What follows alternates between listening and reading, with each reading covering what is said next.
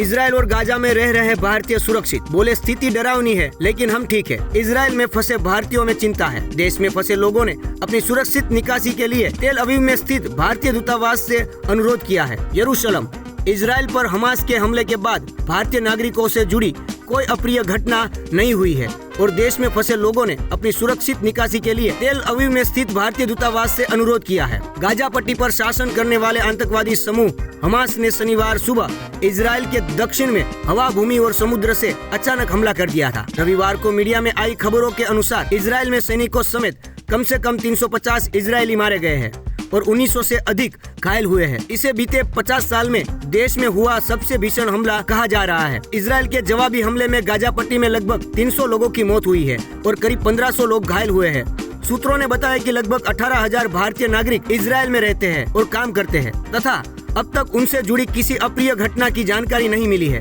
देश में फंसे भारतीय पर्यटकों ने भारतीय दूतावास से उन्हें बाहर निकालने का अनुरोध किया है। अधिकतर पर्यटक समूहों में यात्रा कर रहे हैं। इजराइल का दौरा करने वाले कुछ व्यवसायी भी हैं जो तनाव में हैं और वहां से निकलने की कोशिश कर रहे हैं।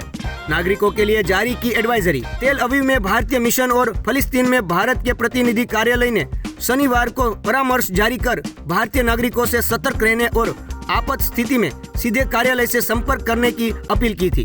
दूतावास के सूत्रों ने बताया कि वे 24 घंटे सभी भारतीय नागरिकों के लिए उपलब्ध हैं और सक्रिय रूप से उनका मार्गदर्शन कर रहे हैं। इजराइल में रहने वाले भारतीयों का एक बड़ा हिस्सा देखभाल करने वालों के रूप में काम करता है, लेकिन वहां लगभग 1000 छात्र, कई IT पेशेवर और हीरा व्यापारी भी है। हिब्रू विश्वविद्यालय में डॉक्टरेट की छात्रा बिंदु ने PTI भाषा को बताया कि उन्होंने शनिवार को पूरे दिन निर्देशों का अक्षरशः पालन किया और सुरक्षित महसूस किया।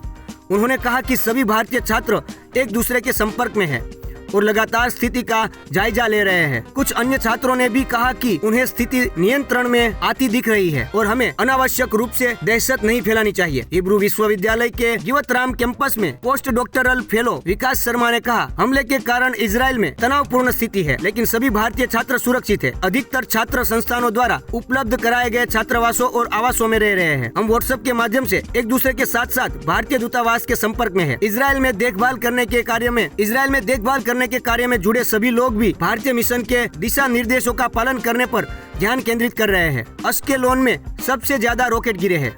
वहां रहने वाले एल प्रसाद ने कहा कि उन्हें बहुत सतर्क रहना होगा ताकि सायरन बजने के बाद वे जल्द से जल्द आश्रय गृह तक पहुंच सके। वहीं एक अन्य देखभाल करता विवेक ने कहा कि स्थिति चिंताजनक है, लेकिन वे सभी ठीक है और दूतावास के साथ लगातार संपर्क में है। गाजा में रहने वाली एक भारतीय नागरिक ने कहा कि स्थिति डरावनी है, लेकिन वह और उसका परिवार सुरक्षित है। उन्होंने कहा कि कोई इंटरनेट कनेक्शन और बिजली नहीं है। स्थिति डरावनी है, लेकिन हम ठीक है।